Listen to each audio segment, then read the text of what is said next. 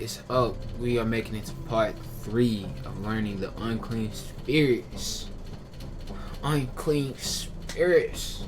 So, today we are reading from the Demon Dictionary by Kimberly Daniels. Let me say that again. Kimberly Daniels. I'm grateful for this woman and putting all this information together. Thank God for everything. Amen. So we're gonna hop straight into it. What we're gonna be talking about is witchcraft. And right before this video, I'm like, let me read this book before I try to get on this video and just speak about it. But then as soon as I came across witchcraft, I'm like, you know what? I'm feeling something right now. I need to share it now. So this is what witchcraft is about in this book. Witchcraft works fluently through dirty hearts.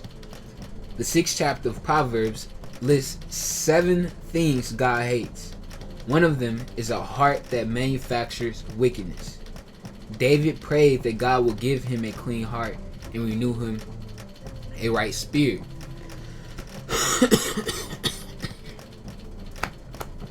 Pause.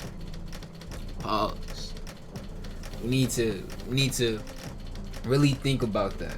David, King David, the one who brought forth Solomon, and therefore their whole bloodline brought forth Jesus. King David said, God, give me a new heart. So what is that? Thinking about that, what does that inform me? For one, that David didn't feel like his heart was righteous. David knew his heart wasn't righteous, because if you know about the story with the adulteress, but the thing that made David, I guess, God's what was he described as God's eye, apple of his eye. What made David that is because his honesty, his truth, him being aware, him self-reflecting, and honestly repenting to God of his mistakes, because we all make mistakes, right?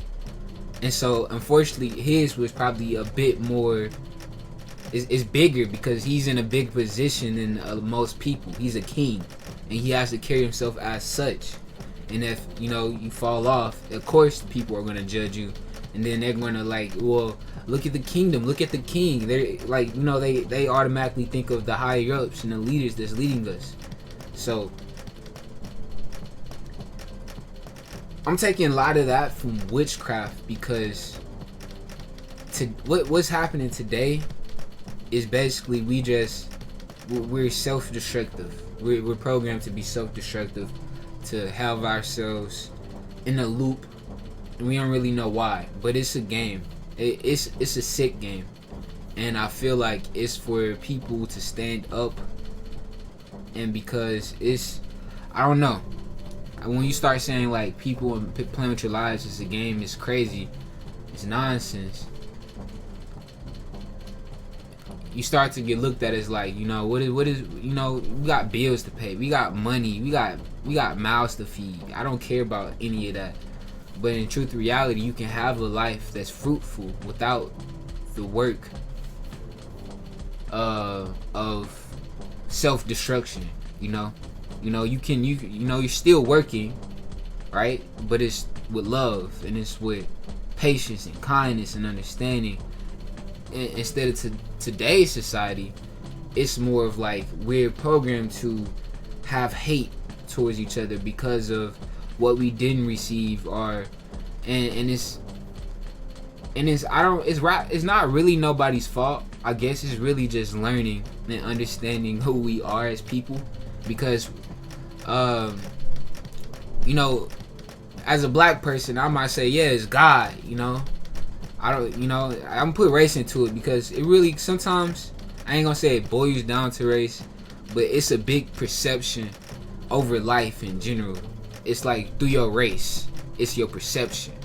And so I can sit all day and sit here and talk about, yeah, I can understand from your perception, from how you feel, but from my perception, it's deeper. It feel like that people really are programmed in life to have a subconscious thought of hate of hurt, of I'm not good enough, I can't do this. And the reason I can say that is because I suffer from the same thing, you know. In fact, I'm fighting even harder. I feel like I'm fighting the hardest because of my intelligence, or because something I'm aware of, you know, if you wanna. But it's like witchcraft, and to really understand that, you have to break it down. You know, what is that? What is a witch? What is craft? You know, break down those two words. Let's dive deep into the definition of what I'm saying, so it don't seem crazy, right? So I'm gonna pull up some definitions real quick, and we're gonna see if we can get down to the etymology of where these words even come from.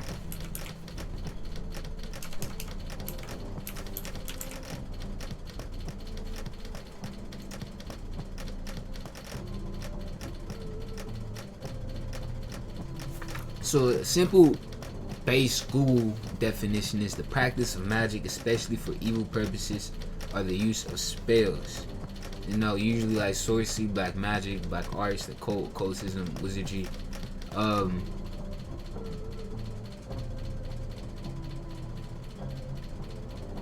And hold on. And so we need to break that down. Let me have you guys see this real quick. Put me off to the side real quick. Oh, there we go. So look at this definition. Practice magic, especially for evil purposes, the use of spells. Vulnerable to witchcraft with jealous neighbors. Person believed to have magic powers. And it's kind of crazy, right? Because I remember I was going through a period like this also, and I feel like I still kind of am. Like I'm not broken free from it completely, because I kind of wish, I yearn for some type of power, right?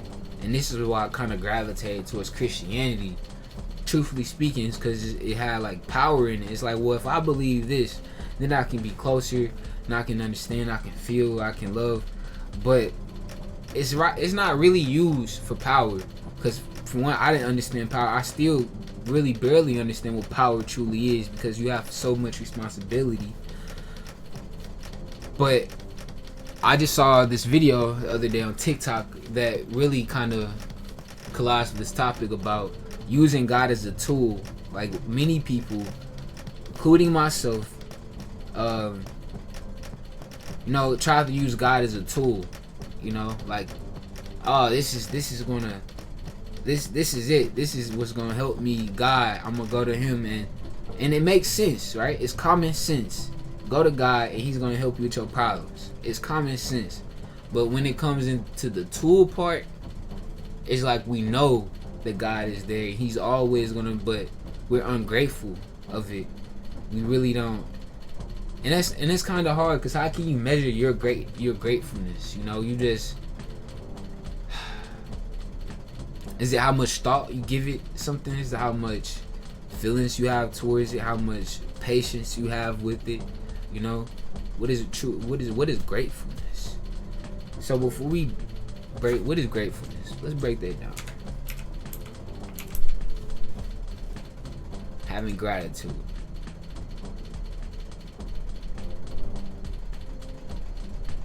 So Google definition: feeling or showing an appreciation of kindness and being thankful. Feel with gratitude, obliged, obligated. Okay.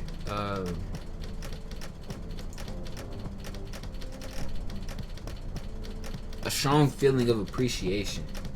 Let's break that down. What is appreciation? Recognition and enjoyment of the good qualities of someone or something.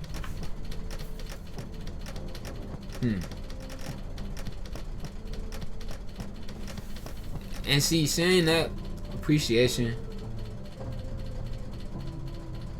it felt kind of vague to me, like a cloud over the definition itself. Appreciation. sometimes it's hard to appreciate yourself. Really, sometimes it's really hard to appreciate yourself. Breaking that down, getting to the core, it's hard to appreciate yourself. And it is because you don't appreciate God, or is because like, what's the steps to really understanding God? Is it appreciate yourself first, or is it appreciating God first? Then you start to appreciate yourself. You know, where do you meet in the middle at to start to appreciate for who you are as a person? Like, man, I'm kind of glad I am like that, instead of just focusing on, you know, man, I slept all day, I ain't have shit, I wasn't thinking about nothing, my cravings were shot. I bet these people judging me right now, I might as well just give up. I'm not really worth a damn. I'm not, what I'm speaking about, it's probably not gonna touch nobody. I'm just blowing air on my lungs right now. You know, and I'm feed myself all this doubt. Why can't I just appreciate myself? Just say, man, I really like how I said that, how I expressed that. Man, it feel uplifting. I feel good expressing myself. I feel amazing. I feel like, you know, I know that this information help people. People is telling me that it's helping them. They're learning. They're able to feel and understand what I'm saying. So this is good. I should be thankful and grateful for myself. I should be grateful for what God has given me. But the part about that is, what do you show appreciation to first, God or yourself? You know, and it's common sense. You know, show appreciation to God first, instead of, you know, it's me. But sometimes when you just say it's God first, you forget yourself and you feel like that you just tormenting yourself, you know? And I don't think that that's how God wants you to feel. I think that's just coming with understanding something. I don't know. I don't know about that. I still feel like shit, it's hard to appreciate myself. 2022, I don't feel like I'm meeting the standards that I should be me right now. And honestly, it's the truth. It's what's, you know, it's something that has to be said, the truth. Because back to what I was saying in recent videos, if you don't know what the core of the problem is and prevent it, you know, and that's the biggest thing. If you can prevent it, it's way better than the cure.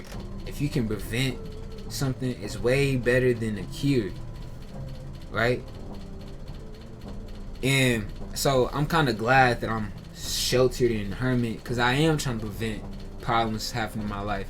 I am trying to prevent being broke in the future. I am trying to prevent that stuff. I'm trying to have knowledge and wealth and grow my ego and my psyche and all these things, so I can help and raise the consciousness, you know, what these light workers are, these Christians, or whoever is trying to evangelize to people. And you know what the deal is. You know what people are trying to do. They're trying to spread their doctrine. But mine is pure. It's just, I don't know. It's probably not no different from nobody else's, because I'm just coming from top idea.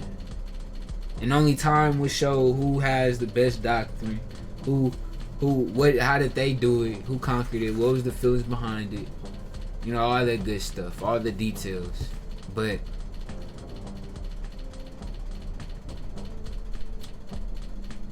witchcraft,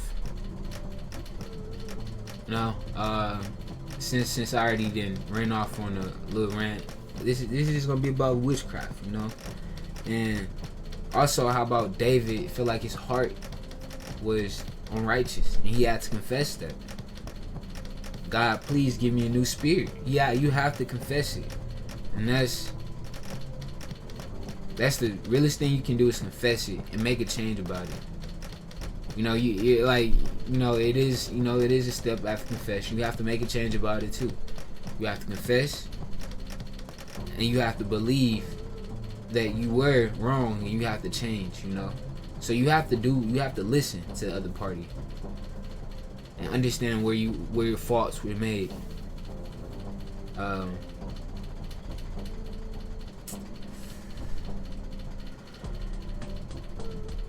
yeah, it's that, and it's off. If you have any questions, leave a comment. Any appreciation, leave a like, subscribe, share the video, and I see y'all in the next video.